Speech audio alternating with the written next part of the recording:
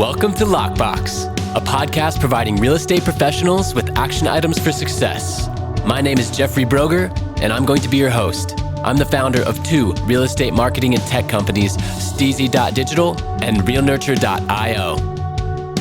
In this podcast, you'll learn from top 1% real estate and mortgage brokers the exact secrets to their success. Welcome to Lockbox. Welcome to Lockbox. My name is Jeffrey Brogger, and I'm here today with Barry Saywitz. Thank you so much for being with us, Barry. Yeah, thanks for having me. Absolutely. So why don't you tell our listeners first who you are and where you're from? Well, my name is Barry Saywitz. I own a commercial real estate brokerage, investment, and consulting firm. We're headquartered in Newport Beach, California. The firm is called the Saywitz Company. I named it so I wouldn't forget where I worked. And then we also have an investment division as well, Saywitz Properties, which owns, manages, and maintains and buys commercial properties, apartment buildings, office buildings throughout Southern California as well. I'm originally from Chicago, but I've lived here in Southern California for as long enough to be native and see things really grow and boom and change for the good and the bad. And, we'll roll with the punches in today's environment and hopefully, get out of it as quickly as we can in terms of the issues relating to the pandemic. Right. Absolutely. So what got you into real estate? Did you start in Chicago or did you start it out here?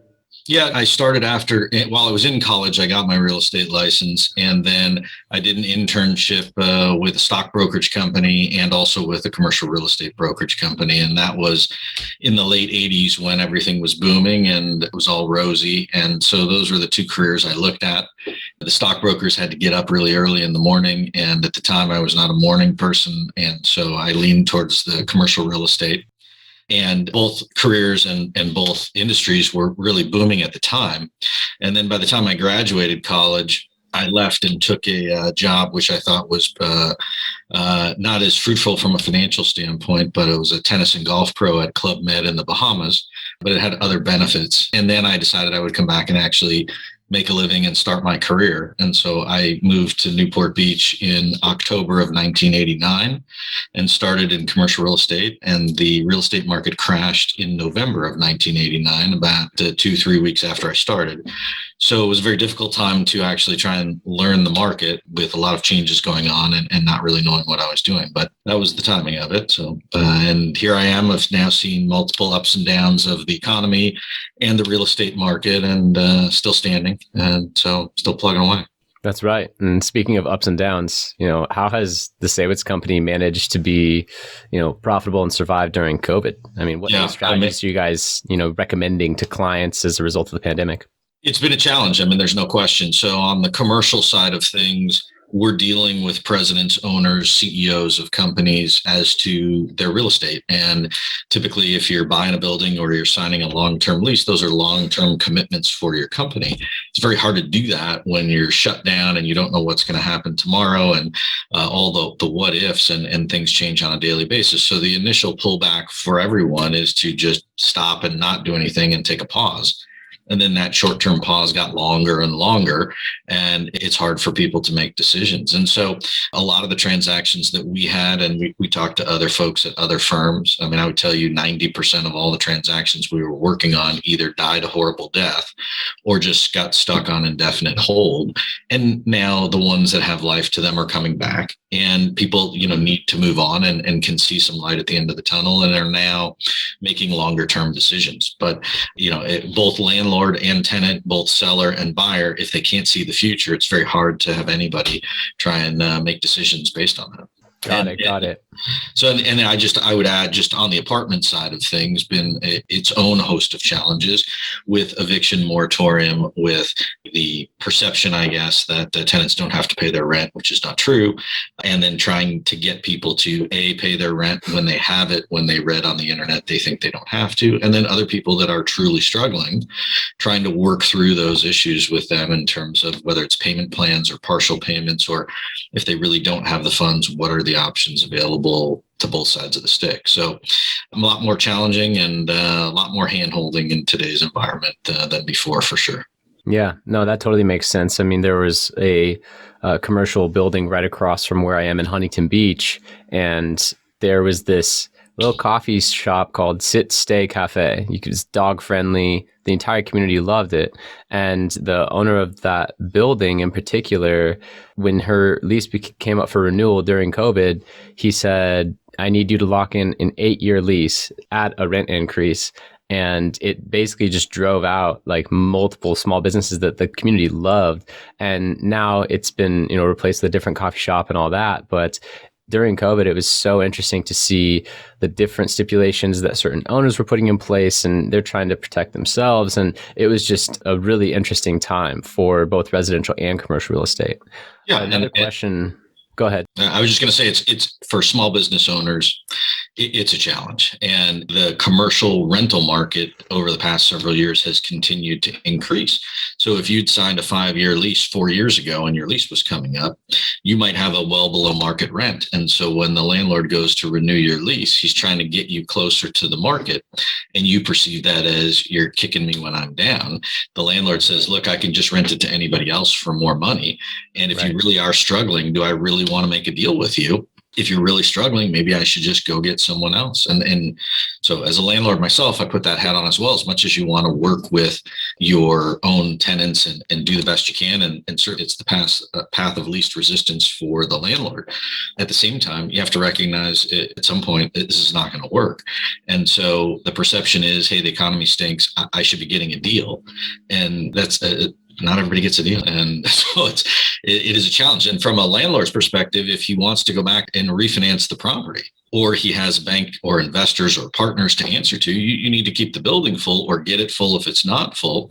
And if you're trying to take advantage of today's low interest rates, then you need to capitalize on the market rent. And the tenant has a different set of priorities. You have a disconnect, right? So, yeah. Yeah, absolutely. And when you're looking at investments like that from your stockbroker background, do you look at it as a minimum yield you're looking at with any given property? I mean, even if you don't have investors to answer to, if you set rent 5 years ago and that's coming up and, rents have gone up since then, there's a yield that you're missing out on. It's the opportunity cost of that investment underperforming as a landlord. So as you mentioned, there is that back and forth of working with tenants, being kind and all that. But at the end of the day, this is business. You do own the property. You do have, the responsibility to either, your own yield based on the return on that investment or to your investors. So do you look at it in that way?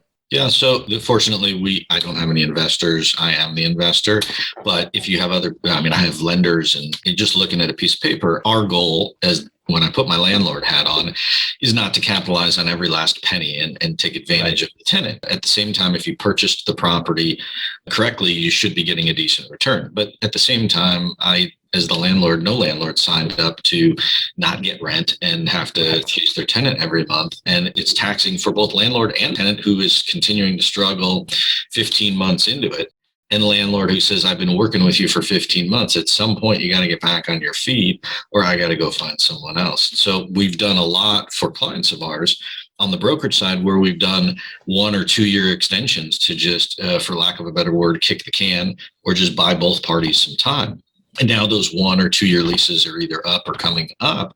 And now you got to go deal with it for real. And so at some point, you've got to look in the mirror and go, does this model make sense for me as a landlord? And can I pay the rent as a tenant? And those are difficult conversations because everybody's looking at yesterday. And that's not the case. You have to look forward.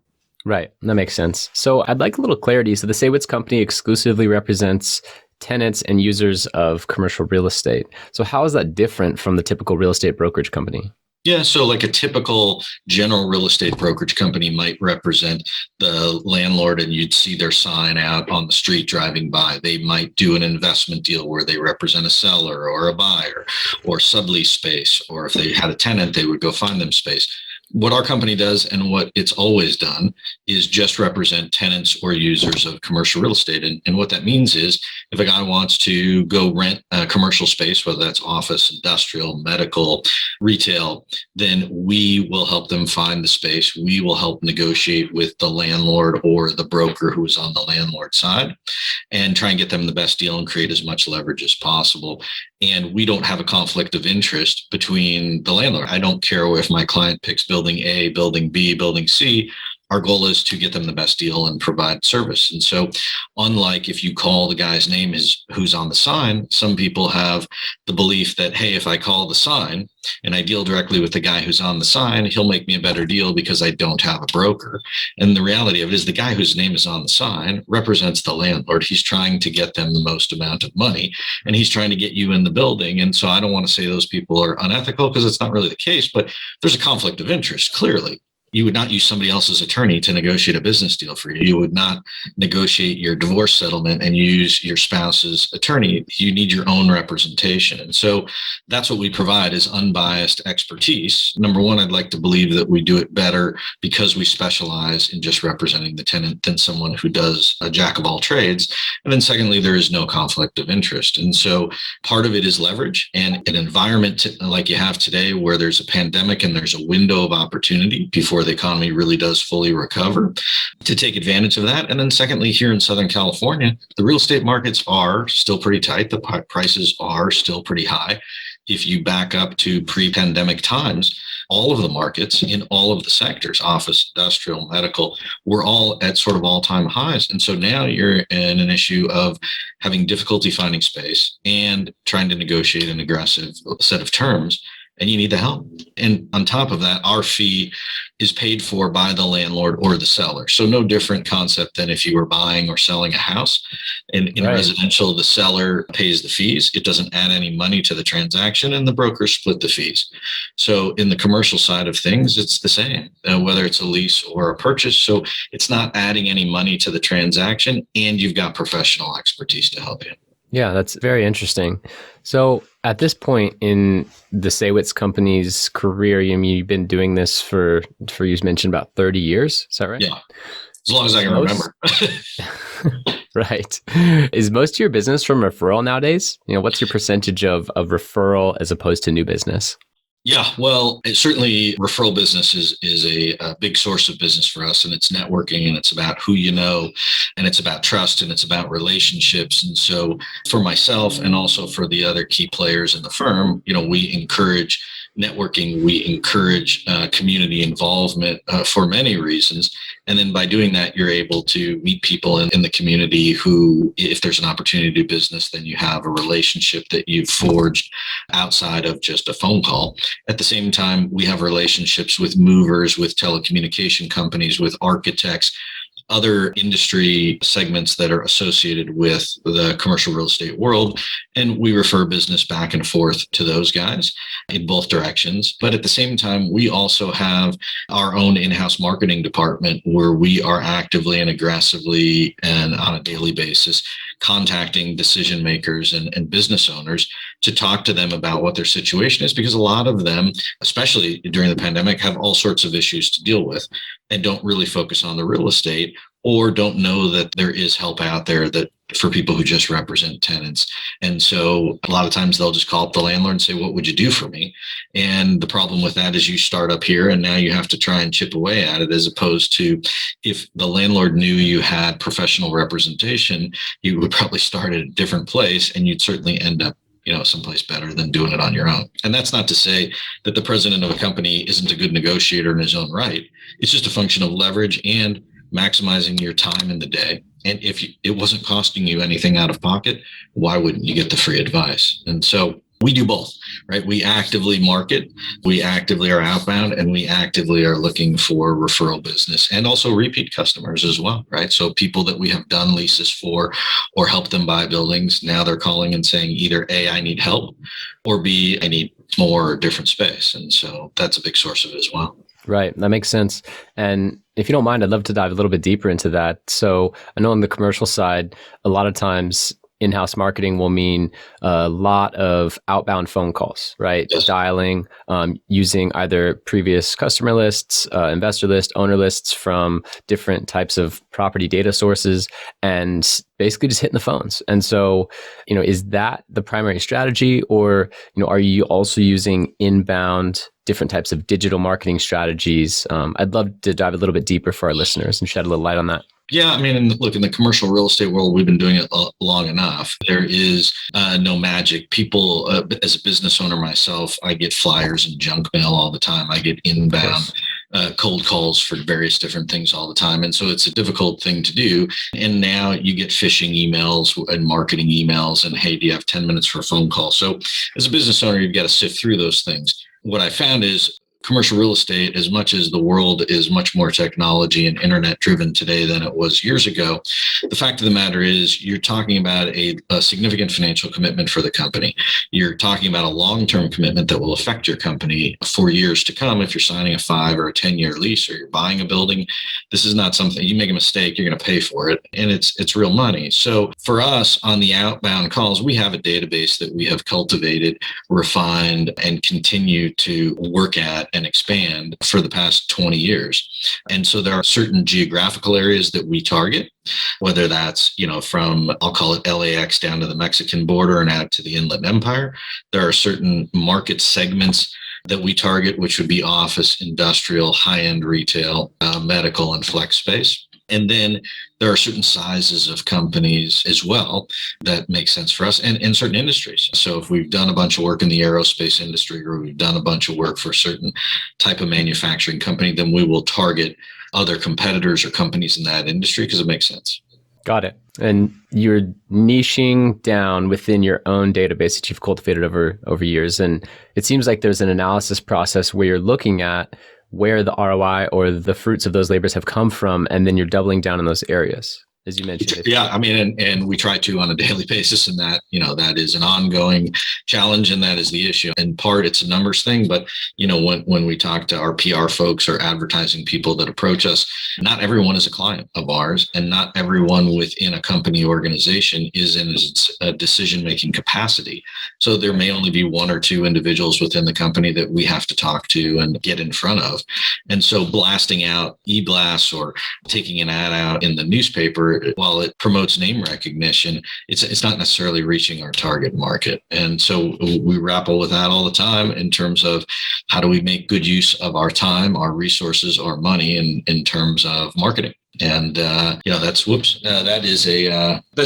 ongoing challenge. But the fact of the matter is we have been doing it somewhat old school since I started, when there wasn't databases and there wasn't mass emails, and it's worked. And so there's nothing that substitutes having a good conversation or a good in-meeting person with people. Now, you dump the pandemic on top of it, and people don't want to take a physical meeting, so they're doing Zoom meetings or you're doing conference calls, and you have to make the best of that. We have clients that we started doing work for at the beginning of the pandemic that I've never met. I've only seen them on a Zoom call and talked to them on the phone, which it seems weird to me, but that's how it goes. You just got to make the best of what you got. It's more and more common nowadays, even in the high-touch real estate space, that people are doing virtual showings, FaceTiming properties, and sending videos, and of course, online virtual tours. All that stuff is so much more popular nowadays with residential. I'm sure that with commercial, it's different because, as you mentioned, in a lot of cases, especially if you're talking to potential tenants, this is a business that would move in there. They'd have long-term leases.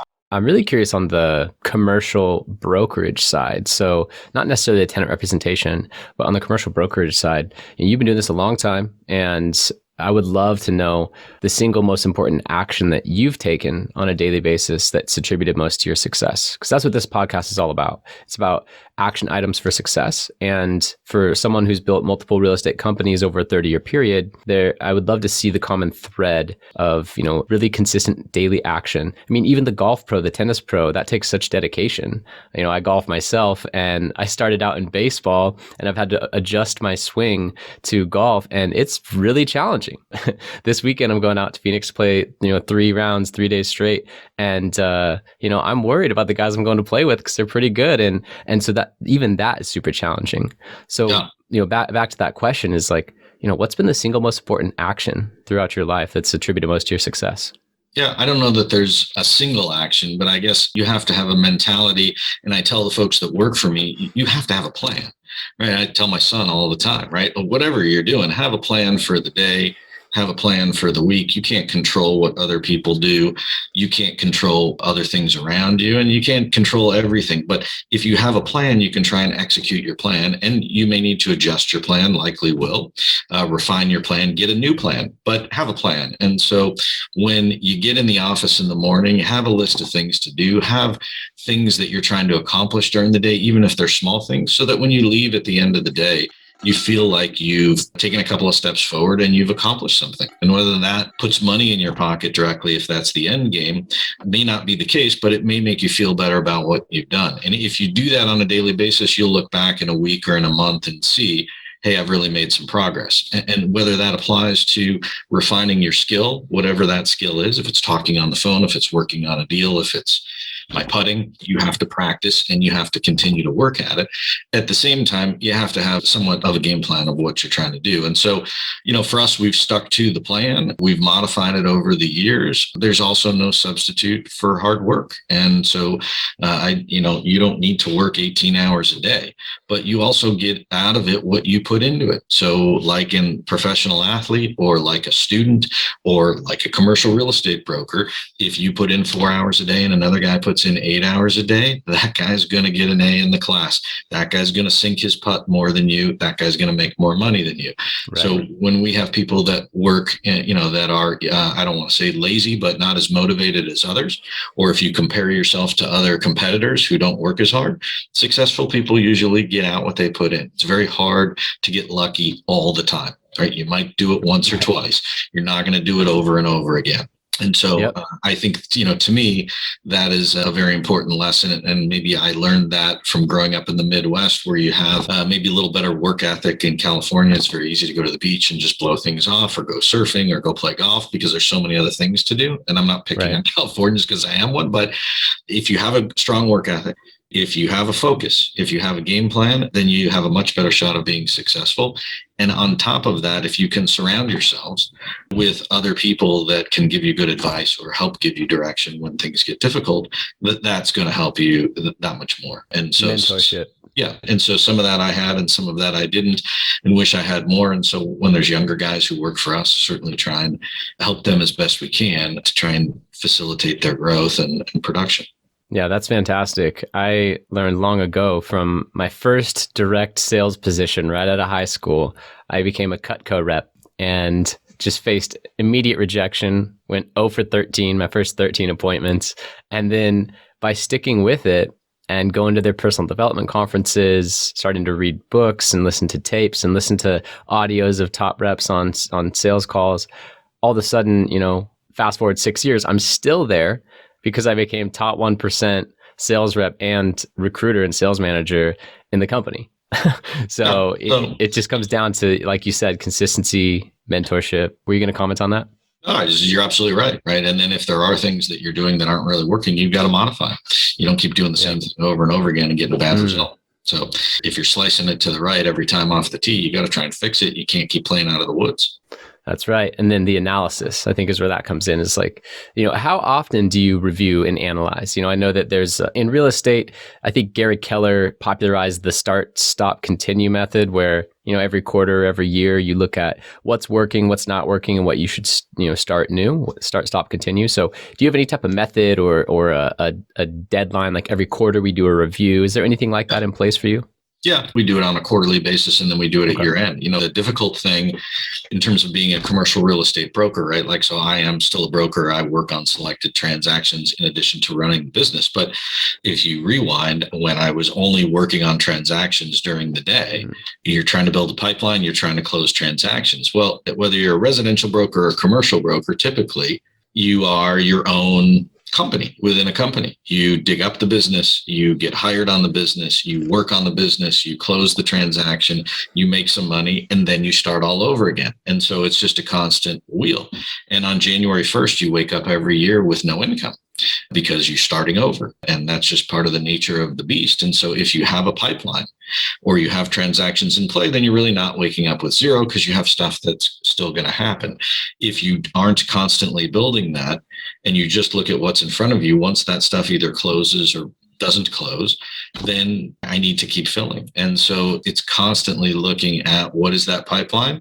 It's constantly looking at making sure that you're closing the stuff that you're working on and making good use of your time. You don't want to work on 10 deals and close one. And then looking back and saying, hey, what could I have done better? And so we do that quarterly, and then we do it at the end of the year, and try and adjust if we need to make changes or tweaks to what the program is. Right. Fill that pipeline. Lead generation. I did a study years ago. I basically sent out a survey on LinkedIn to thousands of real estate professionals, and that was across residential and commercial. And one of the questions was, what's the number one thing holding you back from not closing more transactions? And over 60% said not having a consistent flow of qualified leads. Hence, yeah. And I would tell you, for the people that are moderately to highly successful, it's not that. It's time. Because if you're not making good use of your time and you wind up working on deals that don't happen, then you've wasted the time instead of working on a deal that could have turned into money or more business. Okay. And so the issue then becomes, how do I make sure that I am getting qualified leads and that I'm making good use of my time following up on those leads?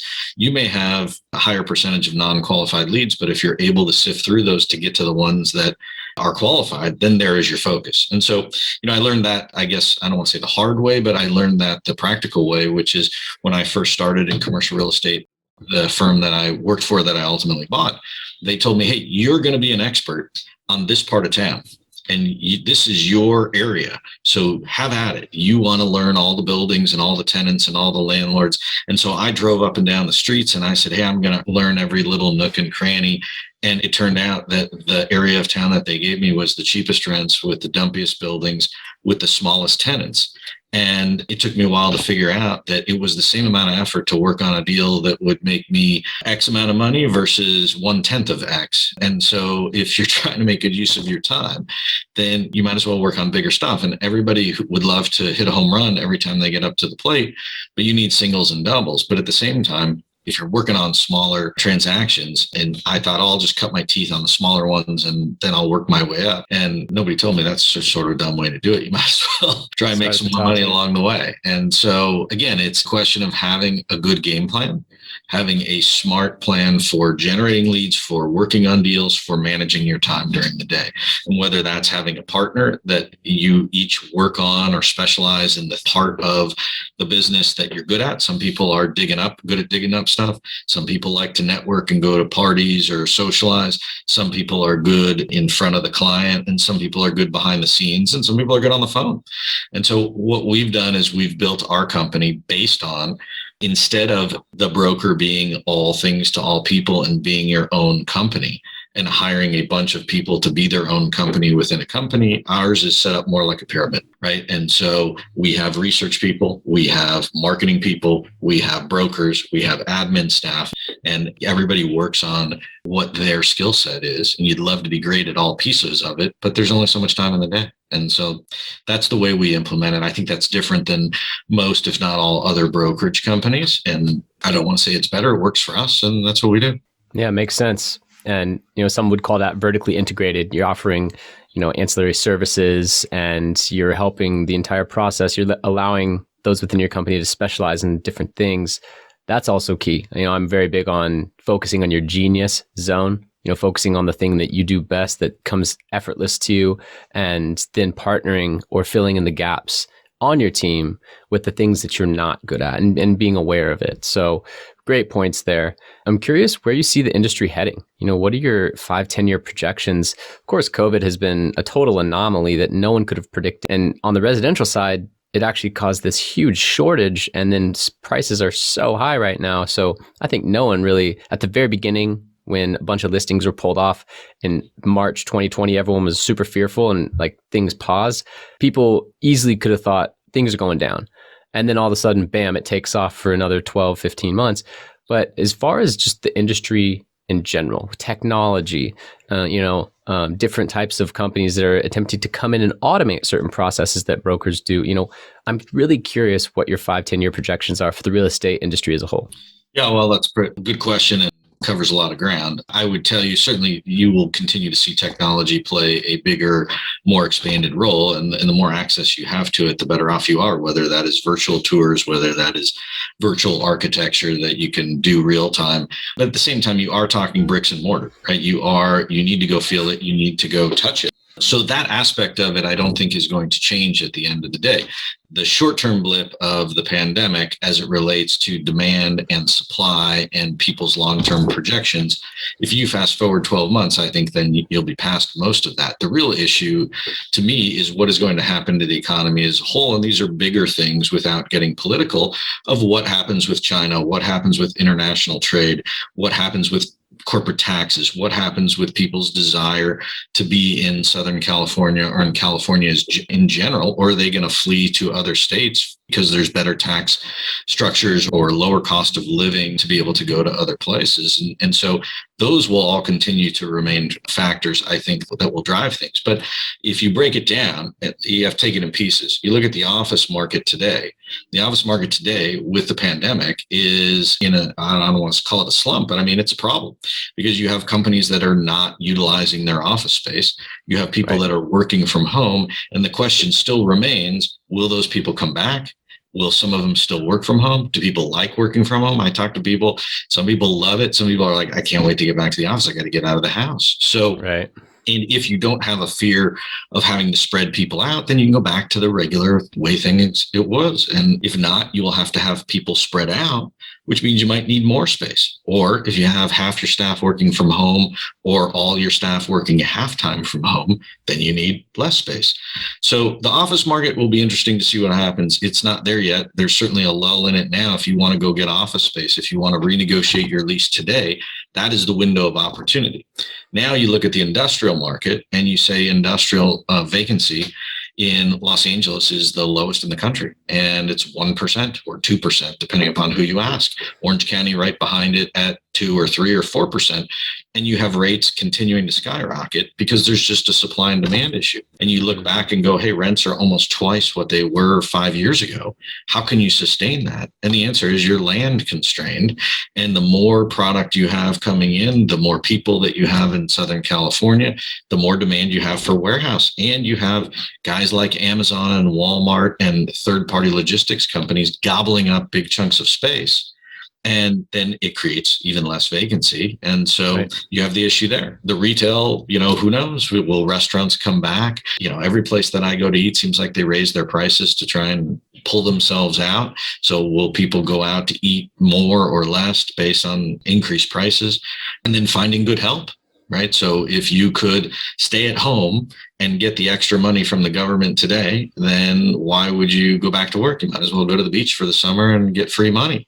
At the same time, people who want to work and want a career, the longer you wait, the less jobs there will be because unemployment is continuing to go down. So I think there's a lot of factors that will trail back to the real estate market. I would just say, and we tell our clients, I just think that you're going to pay more next year than you would have this year. So if you can make a decision, if you can pull the trigger, whatever that means, if you can make long-term decisions relative to your business on the commercial side, you should do that now while there's a blip in the market. Because if you rewind to pre-pandemic prices or pre-pandemic vacancies, then it was not a tenant's market. I mean, you didn't have a lot of leverage. And so it makes sense to take advantage of it. If you can't, and you just need to fight another day and reevaluate it, then you should continue to monitor it so that when you get to that point, you can actually, make an intelligent decision and not be reactionary. Yes, makes sense. I mean, it's a common investing principle, right? When everyone's talking about it and, your plumber is telling you to get into a stock, that's when you sell. Right. So, and when there's blood in the streets and everyone's saying the sky is falling, that's when you buy. And so it's the same thing right now with real estate. Everyone's worried and this and that. And it's like, well, that's a great time to actually lock things in because interest rates are low. And especially for, as you mentioned, office space or not necessarily industrial, because you mentioned that's more, really expensive right now, but there are opportunities in any market. And right now you identified some great ones. And look, if you want to buy and you have the means to be able to do that for your business, and your business is going to occupy part or all of the building, the majority of the transactions that we've done over the last 12 months have been sales. because interest rates are at an all-time low. You can lock it in. Financing is very attractive, and you'd rather own it than pay the landlord a bunch of money. And so that gets back to, do I know how much space I'm going to need? And, do I want to own versus I don't want to be the guy who owns the building. I'd rather just pay rent and not deal with it. So you have to implement your strategy. But, if you compare that then to the apartment market, a completely different anomaly, which is you have an eviction moratorium, you have rent control in California, and you have apartment prices and cap rates at an all-time high. And in part because financing is still readily available, in part because people are figuring that there's just a housing shortage, so they want to be in the landlord in the apartment market, and there's limited inventory, and so stuff sells very quickly at really ridiculous prices. And then what we've seen on the apartment side of things is you're buying somebody else's property that either was fixed up very nicely and they want a really high number, or you have somebody who didn't do anything to their property and is selling you their older beat up property with low rents with bad tenants and getting rid of their bag of dirt, and you get to come and clean it up, which is fine for us, except I just don't want to pay a premium for that. Normally, you would pay a discount for that. And in a tight market, you wind up paying more than you really should. And you have to be very careful about how that goes as well. And so I think, as time goes on, if there is a change in the economy, if you really start to see inflation, if you really start to see a pullback in prices, then you'll see the people who weren't sophisticated, who didn't plan ahead, they'll be the ones that have problems, which, feeds back to make sure you have good professional help, make sure you have sound advice, make sure you have a game plan, whether you're buying, whether you're leasing, whether you're the landlord or the tenant. Make a good decision. Don't just make a knee jerk and think I'm just going to buy and everything goes up forever. That is not how it works. Yep, absolutely. I mean, we saw that in 2008. Can't over leverage, can't make emotional decisions. Got to make sure that you're in a good spot to where if it does go down, you can hold, you're good to go. And, speaking of 2008, a tragic, sudden kind of thing, I'm curious, what types of failures in your past would set you up for later success? Because watching this podcast or listening to it, if someone is the first time they've ever heard from, Barry Saywitz, they might think, oh, successful, everything was easy. Because, they're listening to a 45-minute podcast of someone who built multiple companies over 30 years.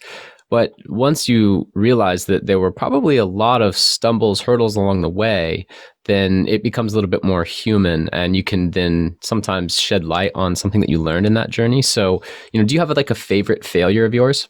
Yeah, no one likes to fail. And then certainly going back to 2008 makes me start to break out in a rash just talking about it.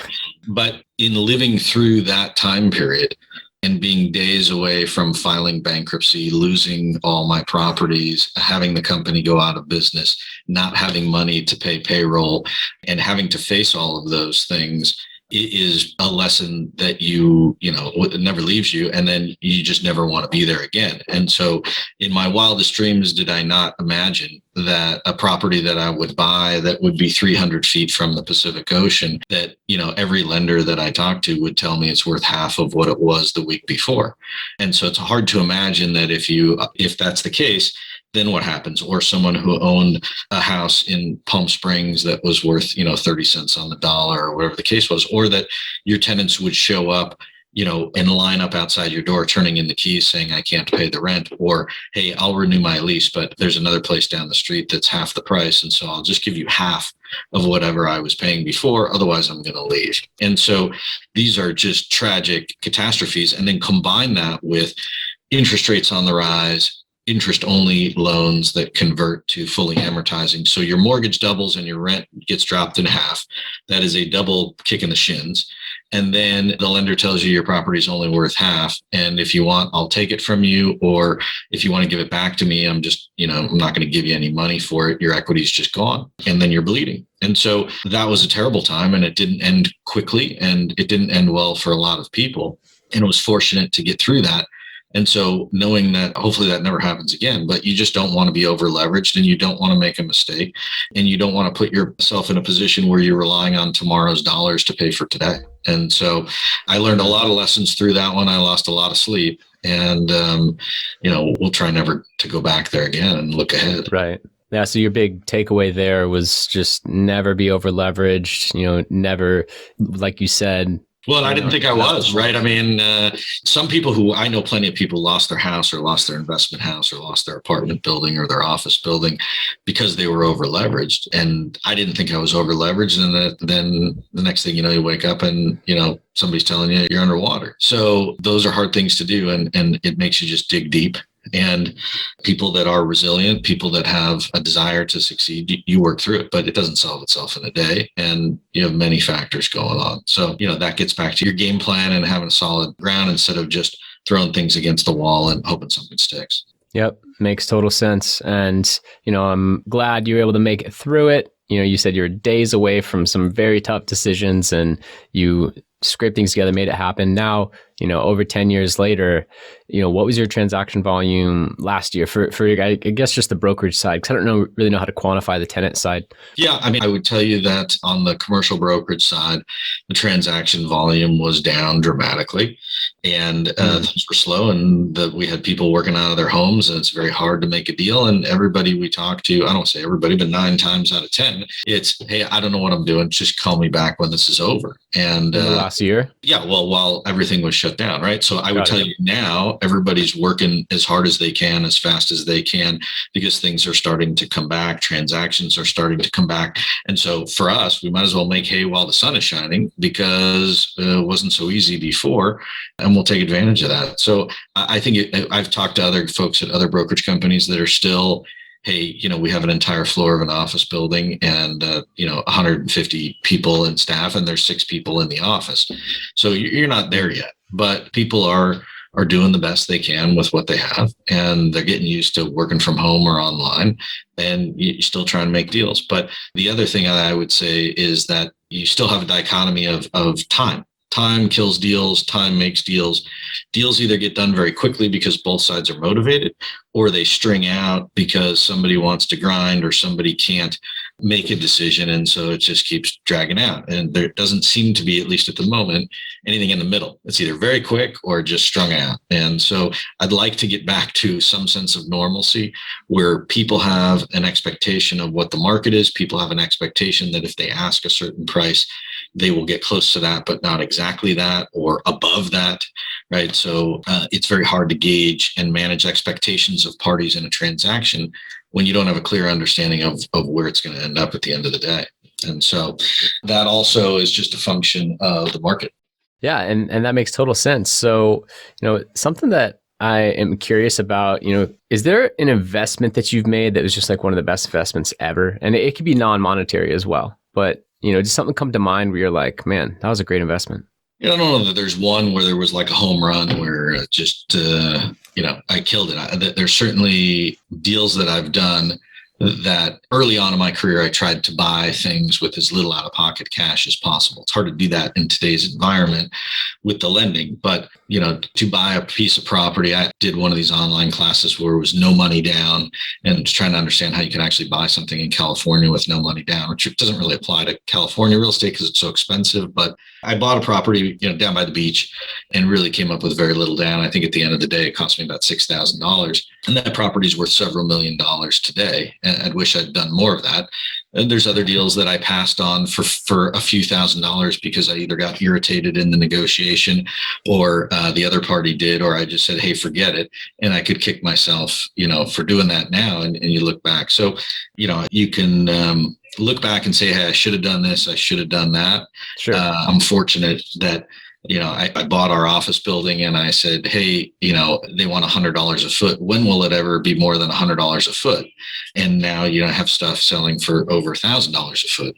Or, bought a place by the beach, and I looked at one on the sand, and it had no heat, no air, needed a new roof, garage door falling off of it. And they wanted $1 million. And I said, how could you buy a property for $1 million? And it doesn't have any of the guts of an actual home? Like, who would buy that? Right. And that property today is probably 10 times that. And I'd shoot myself for thinking about why I didn't do it. But hindsight's 20/20. You just got to focus on the deals that you have. Try and make sound decisions. And then if you're in it for the long haul, right, you have to look at your strategy. Am I buying it and then I'm going to fix it up and flip it? Am I buying it just hoping it's going to go up in value and it has no cash flow? Or am I buying it for the cash flow? And one of the things that we look at here, and that's not everybody, but it's got a cash flow. Right? I know that from 2008. The thing has to throw off cash unless you're just looking to sell it next week. And then I guess, you just hope somebody will pay it. So different strokes for different folks. And you just got to be, timing's everything. Yeah, that makes total sense. I feel like for me, I say this a lot. Anytime you're looking at real estate today, it always seems like, oh my gosh, like how could it be that much? And today, 10 years ago, or 20 years ago or 30 years ago, it was the same thing. My parents bought our house in San Diego for like $180,000, like that. It's more like $800,000 now. And so, it's always for them. Back then, it was a stretch. And so I feel like for the most part, it's always expensive, but making it happen, as long as it's a sound investment or you're going to live there or whatever it is, over time, with the supply and demand of Southern California real estate and land, it should go up. But once again, can't be over leveraged, can't count on that. You can't count on it in the short term because things will fluctuate in the short term. A question I have regarding deals and just, life in general, what's your process for evaluating what to say no to? Do you have any type of simple linear process for that? No, because deals aren't a simple yes or no. If it just doesn't pencil and there's not enough cash flow to reach a certain threshold, then you need to be diligent in saying no. And the question, I'd like to, be safe that we're going to spend a certain amount of money to buy the property. We're going to spend a certain amount of money to fix it up. And then at the end of the day, we're going to be in a reasonable range of return. And sometimes it's better and sometimes it's worse, but it's never grossly off. So, for me, I try to stick to what we know and try and stick within the guidelines and not believe somebody else's assumptions. We get packages on properties all the time, and the person selling the property or the listing broker will have all these assumptions in there. And a lot of times those just aren't correct. And so for the guy who's a novice, he needs to understand that and not get sucked into somebody else's, expectation or their marketing material. We have a pretty good handle on the properties that we own. And what I've done over the years is buy stuff in certain neighborhoods. And then when I like the neighborhood and the property works well, then I try and buy other stuff either next door or on the same block or the next block over. So a lot of the acquisitions that we're doing now, at least certainly during the pandemic, you have people that are looking to sell and get out and are like, look, I can't deal with this, or I need money, or I just want to retire. This is a big headache, or I want to sell it and go buy Amazon stock, or whatever their strategy is. They want out. So for us, we're not going outside the model. We're buying stuff, but we're buying stuff in neighborhoods where we already own stuff. So there's no big real risk for it. And other people have different strategies, but that's ours. Yeah, that makes sense. So is there a question that I should have asked you or anything that you'd like to elaborate on from earlier? I think you covered a lot of ground. I don't want to dwell too much on the pandemic side of things because I think people look back on this in 6 or 12 months and hopefully will say, oh yeah, we're moving forward. But, real estate is a cycle. It does go up and it does go down. And whether it's the dot bomb or the recession in 2008 or a pandemic, those are things that affect what happens in the real estate market. And so you need to be able to adjust accordingly and not just look at one part of the cycle. And so if you're in it for the long haul, and what I tell younger people that are getting into the businesses, as much as you would love gratification in one day or 1 month, that's just not the case. You have to look at it over a period of time and have a bigger perspective on it. So love that. Great insight. And how can listeners contact you if they're interested in learning more or getting in touch or, bringing you a deal or whatever it is? Yeah, so they can go to our website at Saywitz.com, and there's all kinds of fluffy stuff and articles and videos and information about the company and the services we provide. Or they can call us at 949-930-7500. We are headquartered in Newport Beach. We have branch offices in San Diego. We do work throughout Southern California and are actively negotiating transactions in probably 20 or 25 states at any given time and have done business in all 50 states. So whatever the need is, whether it's big or medium or small, or whether it's East Coast or West Coast, we could certainly help. Excellent. Well, I really appreciate your time. Barry Saywitz, everyone. He dropped some amazing knowledge, insight, and experience today. So really appreciate you being here. Yeah, Jeff, thanks for having me. I appreciate it. Best of luck to you. I appreciate it. Thank you. Thank you for listening. If you want to accomplish your real estate goals, then I highly suggest downloading my free Ultimate Real Estate Goal Setting Framework. The link is in the description of the show, and it will help you break down your annual income goal into the amount of phone calls, appointments, or open houses you need in order to achieve that goal. Thank you so much, and we'll see you next time.